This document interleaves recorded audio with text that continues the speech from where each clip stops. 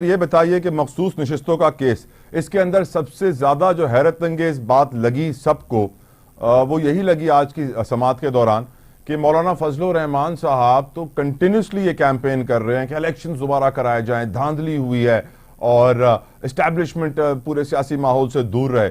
और at the same time Shoaib साहब, उनके जो वकील साहब भी हैं, उनके सेनेटर साहब भी हैं, कामरान मुर्जा साहब, वो इस केस के अंदर ईसीपी के मौकिफ के साथ हैं, इलेक्शन कमीशन के साथ वो राजी हैं और वो मुत्तमईन है इलेक्शन कमीशन की कार्रवाई से, कारकर्दगी से और इलेक्शन के रिजल्ट से।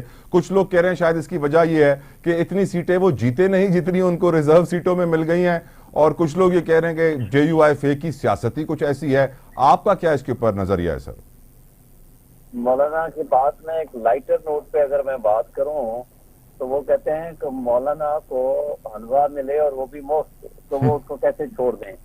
तो उन्होंने तकरीबन इसी तरह की मिलती जुलती बात की। उन्होंने कहा कि हमने तो नहीं जाकर कहा था कि हमें ये सीटें दे दें, हमें तो इलेक्शन कमीशन ने बुलाकर कहा जाओ अपनी सीटें ले जाओ, तो हम ले गए।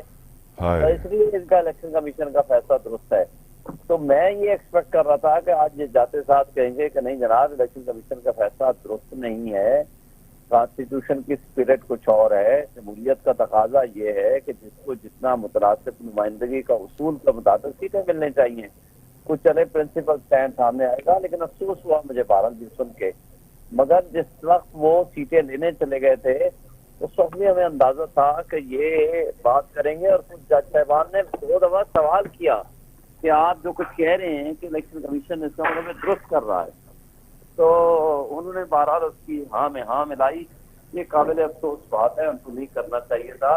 ये नहीं हो सकता कि आप इस तरफ उसूल की सियासत करने का आप नारा लगाएं और दूसरी तरफ आप वो जो इलेक्शन कमीशन ने रेबड़ों की तरह बांटे थी सीटें, और जिस तरह वो अपनी जेब से समझ रहे थे कि बस हम जिसको चाहेंगे दे देंगे सिवाय PTI के, तो वो उसमें आप भी माल गनीमत समझ के उनमें हिस्सा लेने और हिस्सादारी करने पहुंच जाएं। तो ये मेरा ख्याल है कि ये कोई मुनासिब फैसला नहीं। शुएब साहब, इससे वाज़ेह हो गया कि आप लोग शायद फवाद चौधरी और उनके साथियों को डबल एजेंट समझ रहे हैं, लेकिन असल सियासत में डबल एजेंट तो इस वक्त मुझे फजलुर रहमान साहब नजर आ रहे हैं इस पूरी सिचुएशन को देखते हुए। It's quite obvious sir. देखिए, मौलाना फजल रहमान तो हमारी पार्टी में तो नहीं आ रहे ना है, लेकिन सियासत के डबल एजेंट तो बने ना सर। एक तरफ वो एस्टेब्लिशमेंट की मुसलसल बुराई कर रहे हैं और कह रहे हैं इलेक्शन सही नहीं हुए और उनकी मुदाखलत थी, दूसरी तरफ कह रहे हैं कि हाँ इलेक्शन कमीशन ने बड़ी अच्छी कारकर्दगी की, मुत्तमईन है हम अदालत के अंदर। तो ये तो सर दोगलापन हुआ ना, मुनाफिकत हुई ना सर। बहरहाल मैंने कहा ना कि हमें उस पर अफसोस हुआ जो आज उन्होंने, जो उनका तर्ज अमल था कि अगर वो कोई प्रिंसिपल स्टैंड ले लेते तो शायद उनकी रिस्पेक्ट में इजाफा होता। लेकिन ये सिर्फ सीटें लेने के लिए अपने मौक़िफ़ की तब्दीली, ये कोई मुनासिब फैसला नहीं था और उसमें हमें अफसोस हुआ। क्या फैसला तवक्को कर रहे हैं सर इस मखसूस नशिस्तों के केस के अंदर, और अब कितना वक्त आपको लगता है और दरकार होगा फैसला आने में? कल दोबारा समाअत है 11:30 बजे।